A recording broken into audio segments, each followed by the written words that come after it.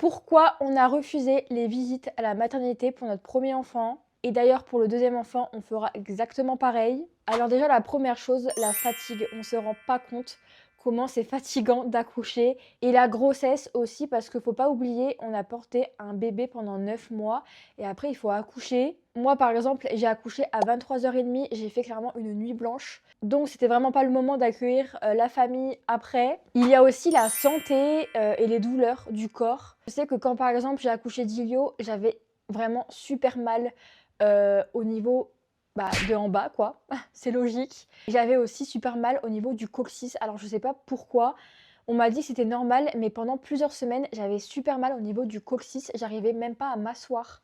Donc, déjà que je dormais pas beaucoup et que j'avais vraiment super mal partout, j'avais pas forcément envie que tout le monde vienne me voir. La chose vraiment super importante pour moi, l'intimité, tout simplement. J'avais vraiment envie qu'on se retrouve avec mon chéri, avec mon bébé, rien que tous les trois, et qu'on crée notre bulle en fait les premiers jours. Je trouve ça vraiment super important. Et sincèrement, je regrette pas du tout parce que justement, c'était notre premier enfant, qu'on apprenait justement à être parents, à découvrir notre bébé, etc. tous les trois.